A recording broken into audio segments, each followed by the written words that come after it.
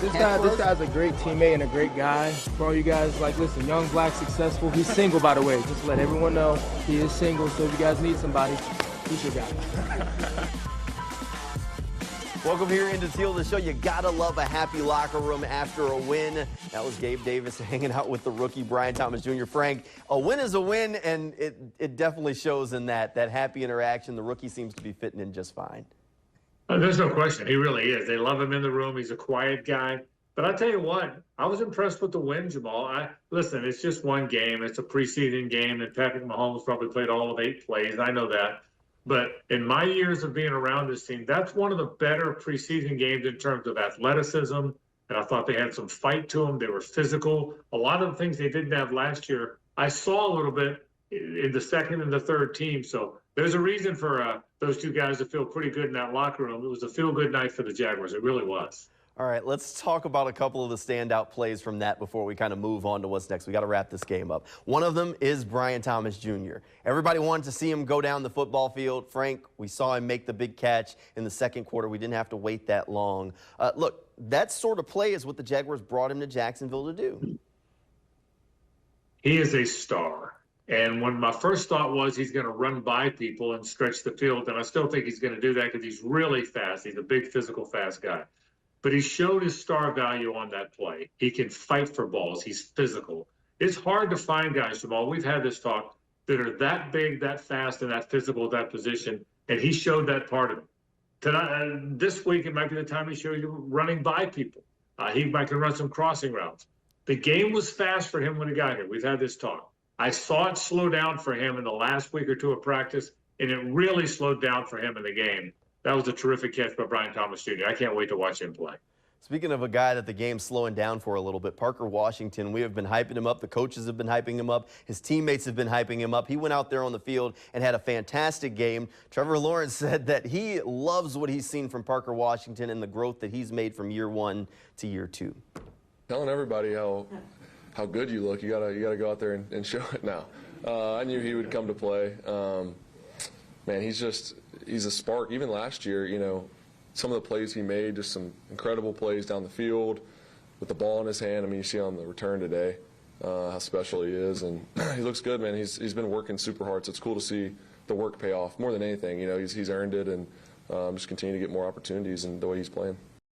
He's right. Look, Frank, Parker went out there and had the big game. I mean, that return is the longest one through the preseason so far on kickoffs. And it wasn't like he just had all this space. He was breaking tackles left and right. You got to love seeing that skill set coming out of Parker Washington.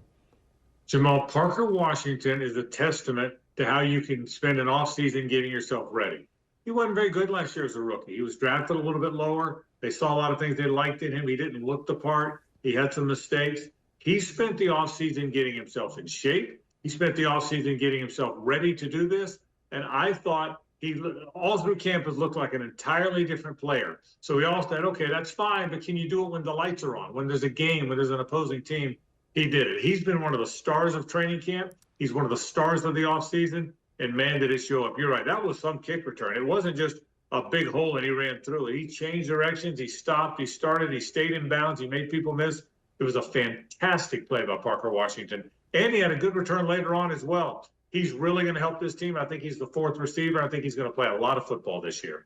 All right, let's go to maybe my favorite play of the game, even though it got called back. On the defensive side of things, Christian Braswell, Frank, that play was fantastic, and I think it goes right back towards what Coach Nielsen is talking to this defense about not giving up on plays. I talked to one of his teammates in the locker room, and they said, man, he got beat on the coverage, but he didn't quit. And that's exactly what Christian did. I mean, he comes up, rips the ball out, goes the other direction. Frank, that is exactly the sort of play that this defensive staff wants to see. And you know what else it showed, Jamal? You're right. They want takeaways. It showed the physicality we were talking about. Doug Peterson talked about it after the game. We talked about it at the top of the program tonight. The toughness, the athleticism, the physicality. That hasn't showed up. It didn't show up at times last year. It just didn't out-physical the guy. No one, I don't know how they called it back. I'm still trying to figure out what they think they saw in that review that I didn't see. But nonetheless, it showed the physicality and the toughness. It's a tough man's game, Jamal. No matter how many times you throw it or catch it or kick it, it's still a game who can out-tough whom. And that was a tough guy play by Christian Braswell. I'm with you. Probably my favorite play in the game as well. Really, whether it got called back or not, athleticism, toughness, physicality on defense, which is what they were looking for. I had talked to Christian Braswell last week, and he said, I'm going to make a play on Saturday night. He said, I'm going to do something. I'm going to make a play.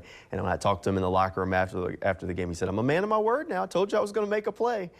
So he went out there and did it. He definitely lived up to it. Now, Frank, the next step for this team is joint practices against the Tampa Bay Buccaneers. The fun part is it's here in Jacksonville. Those practices, all the tickets are booked up. It's going to be a lot of fans, a lot of excitement for the fan side of things, and for us to see these two teams go out there and practice together. But the players, they're excited to be out there for those joint practices too. I love joint practice. I think it's super cool. It's something that, obviously in the NFL, when you're a rookie, back a couple years ago, you're like, oh, you get to practice against another team. So it's pretty cool. Excited to go against Tampa Bay. It's a good defense. Thinking back for me, I played against them my rookie year, and they have a really, exotic defense. So it'll be a good challenge throughout the week, and really just keep working, keep grinding, don't let up, try and stack a couple more wins. I mean, it's just, you're pretty much having a game every single day for the next week, you feel me, until the game. So it's going to be fun, honestly. It's going to get a little heated out there, you feel me. We just excited to play them boys again. I feel like it's going to be very good competition, when we went down there last year. So we for sure going to be probably a little physical. It's going to be a good camp, though. I feel like it's going to be good work on both sides of the ball, special teams. They're a good organization. And, yeah, we just finna get working. Looking forward to hitting somebody besides your own guys. 100%. Hey, if you can't tell tonight, we were flying around on defense, so it's gonna be good. Frank, we kind of talked about it last week on the show, the dog days of training camp where they're tired of hitting their own teammates. Now they get a chance to practice against another team for a couple of days. These are the kind of moments where you learn a lot about where your football team is. All true, and it's cool to hear the players talk about it too, Jamal. But you know what? I'm happy the fans get to see this. Think about this. In recent years, the Jaguars have practiced joint practices at Atlanta, at Minnesota, at Baltimore, at New England, last year at Detroit. That's 5 years in a row, I think they've done it out of town. Finally, now the Jacksonville fans get to see joint practices because they're a different animal now. They look different than a normal practice. You hope there's no fights and no scuffles, but there's certainly competitive football with an opposing team. And now our fans get a chance to see that, like so many road fans have gotten to see it, or so many other fans have gotten to see it when we're on the road. So I love it for the fans. I love it for the players. And you're right, Jamal, it breaks it up a little bit. Dog days are here, man, and anything you can do to break it up like this is a good thing. Joint practices are fun. I've gotten a chance to travel and see a few of them at firsthand, so I'm excited for these to be here in Jacksonville. Coming up next, when Teal the Show comes back, we'll talk a little bit about the things that Frank's going to be keeping his eye on when the Jaguars hit the field with the Bucs later on this week. That's straight ahead, right after this quick break. You get to pick the situations, the scenarios. It's very controlled. There's no live tackling or anything like that. It's, but they're physical practices. But you can get quite a bit out of them.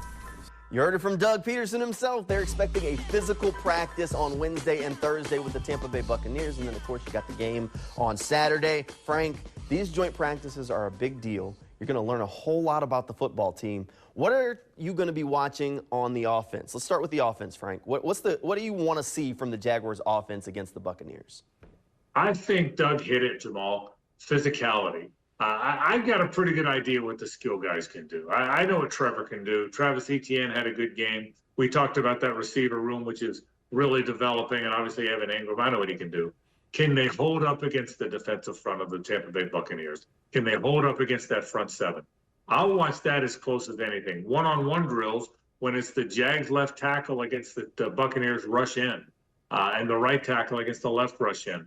That, for me, will be what I watch more closely than anything else. So you'll watch the one-on-ones, receivers getting off jams. But for me, offensively, and look, the one question we all still have is that offensive line a little bit. Anton Harrison is finally cleared to play, which is good. He'll be able to go. But we've all had the conversation about the offensive line. It'll be good to see Ezra Cleveland back on the field, Anton Harrison back on the field, a second game with Mitch Morse with a few more plays, or certainly plays during the week, I should say. That, to me, is first and foremost. How does the Jags offensive line hold up, Jamal, against that Tampa Bay defensive front? Yeah, that Tampa Bay defensive line's pretty good, Frank, and I'd definitely like to see the Jaguars offensive line open up a few running holes for Travis Etienne to find some space. All right, how about the Jaguars defense? What do you think there? Number one, can you hold up? They have a very good receiving core in Tampa Bay, one of the better ones, big physical receivers. Can the Jaguars secondary cover them? Again, I'm okay with what I think Josh Hines Allen and Trayvon Walker can do. I've got a pretty good feel for the linebackers. Can the Jaguars secondary hold up against those big, fast, physical receivers? So that's a good passing game. Baker Mayfield kind of refound himself there, and he's got a great receiving core. That's what he's so excited about. One of the reasons he's so excited to be in Tampa. How do the Jaguars' first-team defensive back hold up against those big physical receivers? That more than anything for me. Yeah, you got to see how Darnell Savage, Ronald Darby, and Jarian Jones hold up, right? Because that's one of the positions that's still maybe a little bit of a position battle, competitive, is between Jarian and Darby for that outside cornerback spot. Yeah, I think so. I think right now Darby's won that job. I think Jarian, I say that, they haven't announced that, but that's my guess, my take. Just reading the tea leaves as best I can.